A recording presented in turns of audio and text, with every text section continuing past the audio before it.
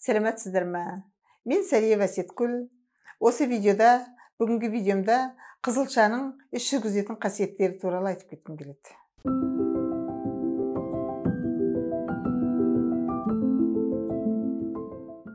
Бұл қызылшаның іш жүргізетін қасиеті бәріміз жақсы білеміз. Дегенмен мына рецепті айтқым келіп отыр сіздерге. 3 не 5 қызылшаны қайнатып, үлкендігіне қарай санын өзіңіздің қаншалықты бір күнде ішетіндей дайындауға болады. Соған қарата санын салуыңызға болады. Не 3, не 5. Қызылшаны жымық етіп майдалап, яғни мұжу керек болады.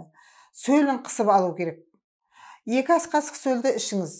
Ал қалған майда жаңағы теркаға өткізіп, қызылшаның етін домалақтап, 3 домалағын 30 минут тамақтанудың алдында жеп аласыз.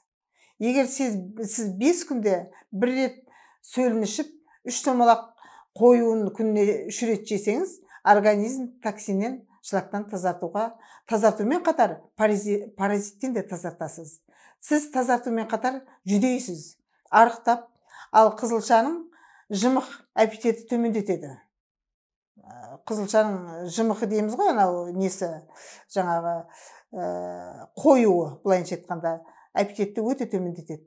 Негізі қызылшаны қайнатып, майдалап, теркадан өткізесіз.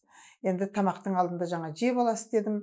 Оны 3 домалақ қоюын күніне 3 рет жесеңіз, организмді өте тазартады, және паразиттен де тазартатын қасиеті бар. Іштегі құрттардан тазартатын қасиеті бар.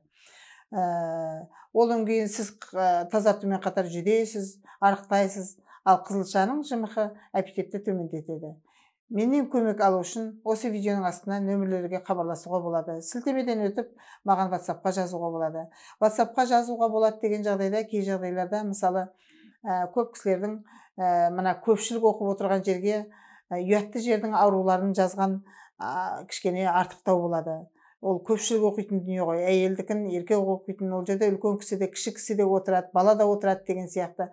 Сондықтан ондай жаңағы мына гинекологияға байланысты сөздер болатын болса, еркектердің жаңағы простата ауруларына, тағы да сондай ауруларға байланысты жазатын нәрсені WhatsApp-қа жазғандарыңыз дұрыс деп есептеймін. Өйткені көпшілік алдында мәдениетті, таза сөзбен жүргеніміз дұрыс қой деп есептеймін. Сондықтан сіздердің WhatsApp-тарыңызға қай уақытта болмаса мен жауап беремін.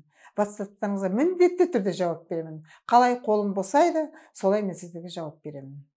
Әрқашанда мен сіздермен біргемін.